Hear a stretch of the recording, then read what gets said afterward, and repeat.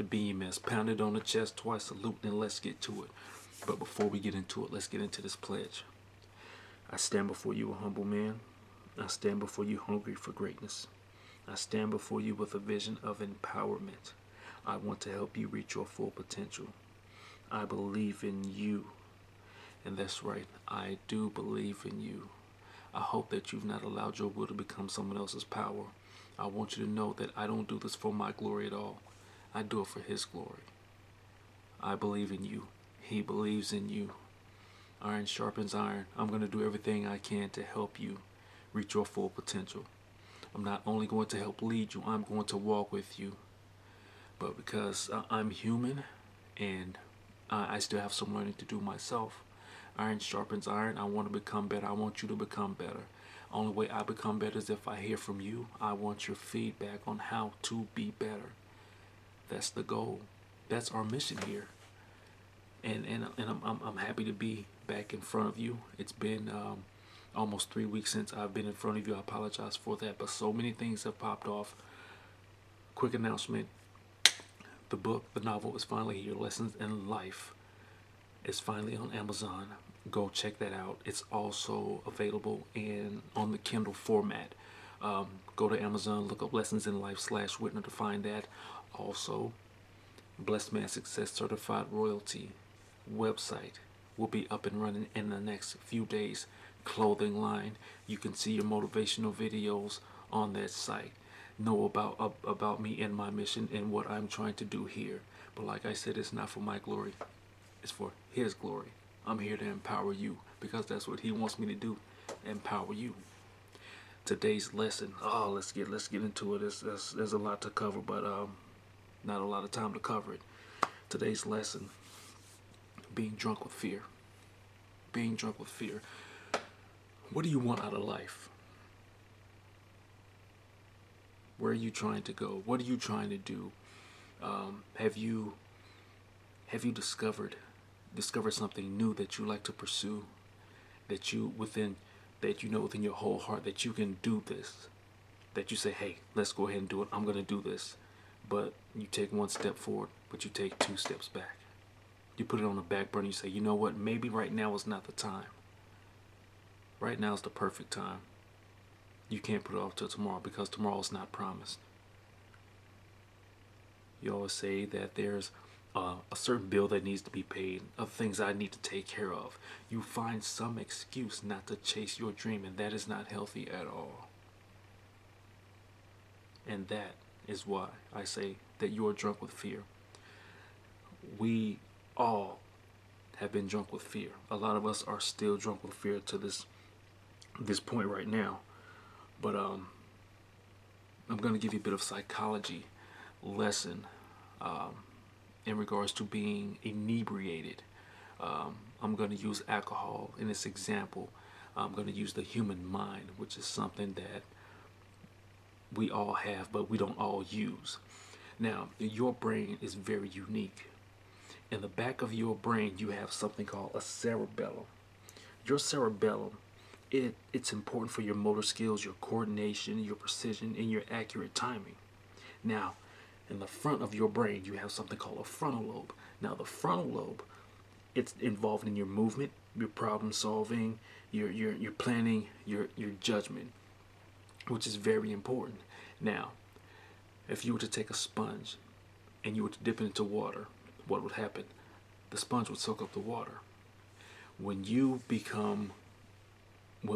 engage with alcohol, your cerebellum soaks up that alcohol. Now, mind you, your cerebellum is in charge of your motor skills, your precision, helps you move. So it's very important. Now, the front part of your brain, your frontal lobe, it knows what you need to do.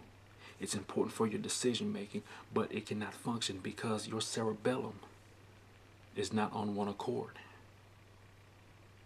At this point in time, something called vertigo begins to set in. And if you've been intoxicated, you've already experienced vertigo. Now, hang on to what I just said about being drunk with fear. about being drunk with alcohol in your system. Now, when it comes to your life, in your dreams, it seems as though our cerebellum has been soaked up with fear. You're inebriated with fear. You find an excuse not to do what you're supposed to do in life. You have so many goals that you need to do. I'm going to explain something to you right now. Something from the Word of God. John 10:10 said that the thief comes to steal, kill, and destroy, but I come to give you life. I come to give you life. Whenever you walk into a dark room and you flip the switch, darkness leaves. Why? It has to submit to the light. Your dream, what you're supposed to be, is your light. Fear is the darkness. My father always told me, whenever the light comes into the room, the darkness has to leave, which is very true. And Dad, if you're watching this, I have been paying attention. Your son has been paying attention. A lot of us, other ways that we are drunk with fear. We have fear of losing someone that we love. Someone that's close to us. We'll have this idea, we'll want to move forward with it, but someone that you love is stopping you. You're fearing that you're going to lose them. But I'm here to tell you this right now. You want to find out who's really with you? Pour out your dream to them. Watch their reaction. If that person is saying, I think it's a great idea, maybe I can lend you some advice, polish up a few of the ideas, and I'm going to send you on your way. I believe that you can make this happen. Those are the people that need to be in your life. But on the other hand, you have those loved ones who laugh at you, who tell you it's dumb. Now, mind you, you've heard this before. This is a principle from my second or third video. What they say does not matter. What they say does not matter. You have to understand that sometimes when we're trying to accomplish a dream, the ones that we love are not going to see our vision. They're not supposed to see our vision because it's your vision. It wasn't given to them. That's why they can't understand it. It's yours. It belongs to you. You have a purpose. You have a purpose. See out that purpose. See out the purpose. You can do it. Let's change our mindset. Another reason why you are inebriated with fear is fear of failure. You're going to fail, but you learn from failing. You learn from failing. Something that Les Brown, a great motivational speaker and a man that I follow, something that he said that fear does not have any special power unless you empower it by submitting to it. How powerful is that? How powerful is that? Back to the alcohol. Whenever you're drunk, whenever you're inebriated, whenever you spend so much of your life drinking and you've had enough, what do? You go get rehab. You go get rehab to get help. To get help. You're drunk with fear. Your dream is your rehab. Your dream is your rehab. Do what you love every day. Just doing that is the sobriety to your fear inebriation. Doing what you love. Find out what you are good at. Devise a plan. Sometimes the ground may get shaky, but you have to hold on. You have to fight. You have to fight. Your dream is your sobriety to your fear inebriation.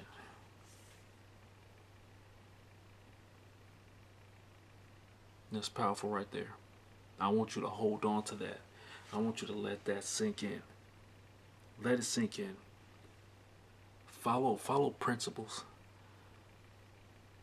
I need you. If you're going to follow a dream, you need to study. You need to find out what makes you tick. You need to find out what would it take for you to achieve that dream. If you need to get away from everybody, get away from the TV, get away from your phone, get away from your friends, your family, get away from work. Spend some time getting to know you, who you are, because you are important. You are important. I believe in you. He believes in you. There's nobody like you. There's nobody like you. You're special. You're special. I want to end this on a I have a bit of a heavy heart. On August 18th, I lost somebody very close to me. But he was somebody who believed in me. He died in a car accident. His name was Theron. And let me tell you, the definition, if you knew this man, if you want to know the true definition of the word happy, you had to know him. I knew this man for 10 years of my life, and I never saw him get angry once. Never. I learned from him. It was my brother. It was my friend. I thank God for him. I thank Mrs. Allen for him, Mr. Allen. I thank his family for accepting me into their home and taking me on a family trip with them. It means a lot to me. Your son didn't mean a lot to me. He still means a lot to me, even in death. I thank you so much for him. This is your man, Mr.BMS. Pounded on the chest twice. Salute. Go get that Lessons in Life novel, Lessons in Life /Whitner, and be sure to check out the website. You will have the URL soon. Thank you very much. Be blessed.